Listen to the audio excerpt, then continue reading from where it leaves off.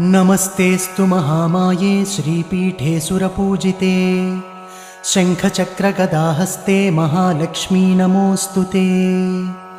नमस्ते गरुडारूढे कोलासुरभयङ्करी सर्वपापहरे देवी महालक्ष्मी नमोऽस्तु ते।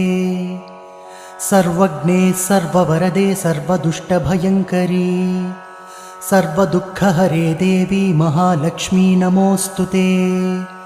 सिद्धिबुद्धिप्रदे देवी भुक्तिमुक्तिप्रदायिनी मन्त्रपूते सदा देवी महालक्ष्मी नमोऽस्तु ते। आद्यन्तरहिते देवी आदिशक्तिमहेश्वरी योगज्ञे योगसम्भूते महालक्ष्मी नमोऽस्तु ते। स्थूलसूक्ष्ममहारौद्रे महाशक्ति महोदरे महापापहरे देवी महालक्ष्मी नमोऽस्तु ते।